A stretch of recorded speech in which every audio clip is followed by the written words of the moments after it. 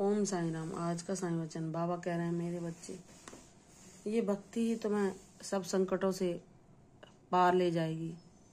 ये ही तुम्हारी शक्ति है जो तुम्हें हर क्षण सकारात्मकता की ओर प्रेरित करती है। जहाँ तुम्हारा ये चंचल मन, तुम्हारे मन में जब तुम पर कोई विपत्ति आ जाती है तो जाने कितनी शंका, कितने भय दिखाकर तुम्हें मेरी ऊर्जा से दूर ले जाना चाहता है। लेकिन मेरे बच्चे, तुम्हारा नाम जाप तुम्हें कभी मुझसे दूर नहीं जाने देगा। तुम्हारा मेरे ऊपर दृढ़ विश्वास, मेरा नाम स्मरण तुम्हें हमेशा मुझसे जोड़े रखेगा। तुमने मुझसे यह मांगा है ना कि बाबा मेरे जीवन में कितनी भी सुख संपदा क्यों ना आ जाए, लेकिन मैं आपसे ही जुड़ा रहूं। यह चीज़ें मुझे प्रभावित ना कर सकें, कोई माया मुझे ना ग्रसित कर सके, जिसके कारण मेरे अंदर अहंकार जैसे विकार कभी उत्पन्न ना हो। मुझे अपने चरणों के इतने नज़दीक रखना हे मेरी साईं कि मुझे सब कुछ साफ साफ दिखने लगे। मुझे हमेशा यह ज्ञान रहे कि यह सब ईश्वर के द्वारा उनकी प्रदत्त कृपा है जो उन्होंने मुझे सत्कर्म करा कर प्रदान की है। लेकिन यह सब उन्हीं की लीला है। वह अगर हमें समृद्धिशाली बनाते हैं तो हमें यह भी परीक्षा हमारी होती है उस समय में कि हम कितना अवगुणों की ओर झुकते हैं या उन्हें ग्रहण करते हैं। लेकिन हे मेरे बाबा, जिसको आपका सानिध्य प्राप्त नहीं होता उसको ये अवगुण ग्रसित कर सकते हैं। लेकिन जो आपका बच्चा है, आपकी शरणागति मांगता है और सच्चे हृदय से आपसे ही जुड़ना चाहता है, आप उसके सदैव साथ रहते हैं और कोई भी अवगुण उसे छू नहीं पाता। वह भाई निष्पाप, भोले हृदय वाला, सच्चा, पवित्र ऊर्जा वाला व्यक्ति रहता है, जैसा वह उस संपदा के आने से पहले था। उसके अंदर कोई भी दुर्गुण नहीं आता। उसे यह सच्चाई हमेशा पता रहती है कि ये ईश्वर ने मेरे सत्कर्म कराकर जो मेरे चारों तरफ लीला रची है, मुझे हर तरह से परिपूर्ण बना दिया है, संपदा और खुशियों से मेरी झोली भर दी है। यह उन्हीं की कृपा है। और अगर हम इस ओहदे पर पहुंचकर इसका सही उपयोग नहीं करते, किसी के रुतबा देखकर उसका आंकलन करते हैं और खुद को इतना बड़ा समझने लगते हैं कि हमारे सामने कोई कुछ है ही नहीं, तो यह अवगुण कभी ना आने देना मेरे साईं। मुझे सिर्फ आपका सानिध्य चाहिए। लेकिन हमारे जीवन में सारी हमारी आवश्यकताओं को पूर्ति करने के लिए हमें धन और संपत्ति की आवश्यकता होती है। और ऐसे कुछ व्यक्ति जो दूसरों के कल्याण के लिए भी अपने को अक्षम पाते हैं, उनके लिए भी आपकी यह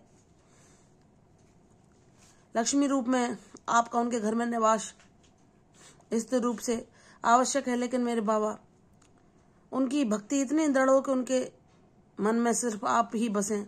उनके जीवन में कितनी भी आपकी लीलाएं हों, लेकिन उनको आपसे एक पल के लिए भी आपका विस्मरण ना हो। वह सदैव आपको ही भजते रहें और उस शांति का एहसास हमेशा करें। जब तक उनकी धड़कन चले, आपका ही नाम उनकी धड़कन से निकले, उनकी सांसों में सिर्फ आपका वास, उनके हृदय में आप निवास करें। और इस जन्म तो क्या, हर जन्म में उन्हें आपका सानिध्य प्राप्त हो। हे मेरे बाबा, मैं जानता हूं कि जो मेरे साथ बुरा करते हैं, मेरी गलती ना होते हुए अहंकारपूर्ण बर्ताव करते हैं या अपना विद्वता दिखाते हैं, तो मुझे उनसे कोई लेना देना नहीं है। मेरे लाख प्रयासों के बावजूद भी वह सिर्फ मेरी बुराइयां देखते हैं या मेरी कमियां ही निकालते रहते हैं, उन्हें ढूंढते रहते हैं और हर प्रकार से अपने वाणी से, अपने कर्मों से मुझे कष्ट पहुंचाने का प्रयास करते हैं। तो कभी कभी क्रोधवश मेरे अंदर ऐसा भाव आ जाता है कि जब मैंने इनका बुरा नहीं किया और हमेशा भला ही करता हूँ, फिर ये क्यों मेरी अच्छाई को देख ही नहीं पाते। तो मेरे बच्चे, ना देखने दो। लेकिन तुम्हें कभी भी किसी आवेश के बस में आकर उनसे क्रोध नहीं करना, कभी कटुतापूर्ण शब्द नहीं बोलने हैं, क्योंकि यह तुम्हें मुझसे दूर ले जाते हो। अगर तुम अपने बाबा को प्रसन्न करना चाहते हो तो जो तुम्हारे साथ बुरा भी कर रहे हैं, तुम सिर्फ उनके साथ अच्छा करो, क्योंकि उनके हृदय में भी आत्मा रूप में मैं ही निवास करता हूँ। तुम जब सब में मुझको ही देखने लगते हो तो तुम किसी को कष्ट नहीं पहुंचा सकते, तुम इतने ज्ञानी बन जाते हो कि तुम ये जान जाते हो कि ये तुम्हारे ऋणानुबंध के साथी हैं, जो कभी तुमने कुछ इनके साथ किया था उसको ये कई गुना करके तुम्हें वापस लौटा रहे हैं। इनको हृदय से माफ करो और तुम अपने जीवन में सफलता के नए आयाम रचो, ऐसा मैं तुम्हें आशीर्वाद देता हूँ। सबको क्षमा करके, किसी के प्रति कोई भाव ना पाल कर तुम अपने जीवन में नई शुरुआत करो। जो लीला, जो योजना मैंने तुम्हारे लिए बनाई है, उसको तुम्हारे जीवन में घटित होने के लिए मुझे तुम्हें सर्वगुण संपन्न बनाना है। अगर तुम उनसे उन बातों के लिए, अगर कभी तुम गुस्से में कुछ बोल जाते हो कि मेरी गलती ना होते हुए भी तुम्हें ये खींच आ जाती है कि हर पल मेरे साथ ऐसा बर्ताव क्यों करते हैं, और तुम उनसे कटु शब्द बोल जाते हो जबकि तुम्हारे हृदय में ऐसा कुछ नहीं है, तो तुम अगर उन्हें मनाने लगते हो तो फिर वह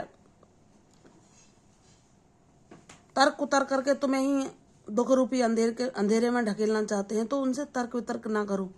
तुम सिर्फ यह ध्यान कर लो कि तुम्हें आगे से सिर्फ मीठी वाणी बोलना है, चाहे वह तुम्हारे प्रति कितने भी दुर्भाव रखें, कितनी भी ईर्ष्या तुमसे क्यों ना कर लें, क्योंकि तुम्हारा बाबा तुम्हारे साथ है, तुम्हें कोई भी हानि नहीं पहुंचा पाएगा।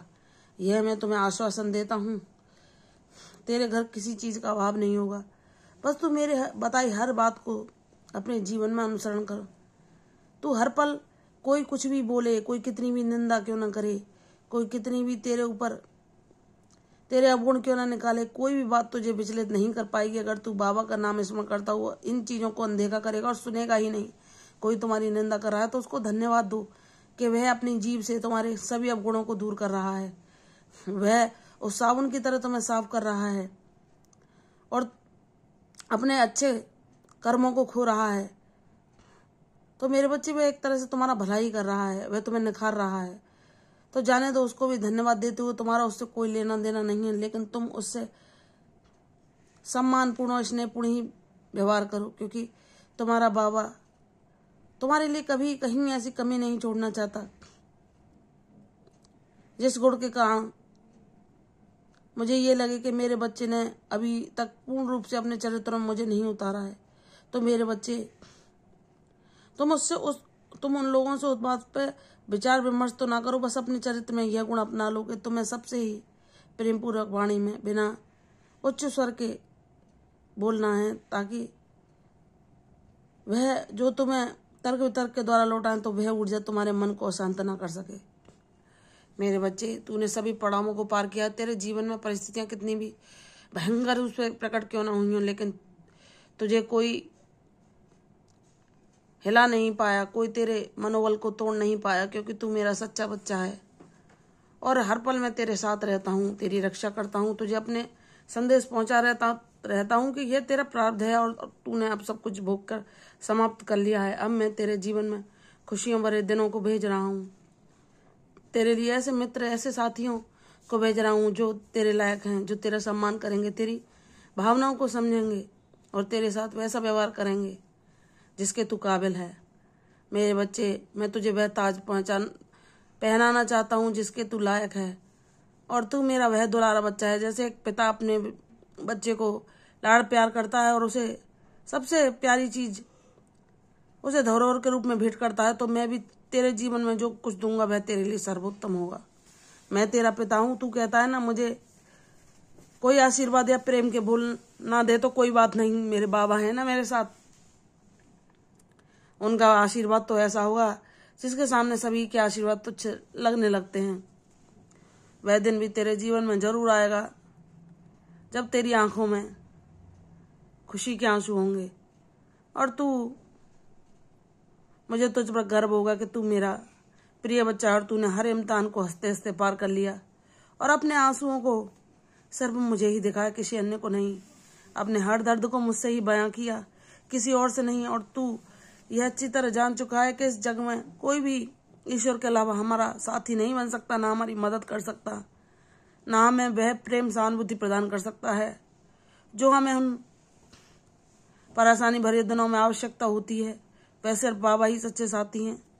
इसलिए जब तू इतना ज्ञानवान हो जाता है तो उनके अलावा ना किसी से आशा लगाता, ना अपनी तकलीफ किसी को बताता, और मेरे सच्चे प्रेम को तू सदैव के लिए पा लेता है। प्रसन्न रहो, मेरे आशीर्वादों की वर्षा शीघ्र तुम्हारे जीवन में होगी। तुम पर मेरी कृपा सदैव बनी रहेगी। दीर्घायु भव। कल फिर आऊंगी साईं वचन के साथ। तब तक के लिए ओम साईं राम।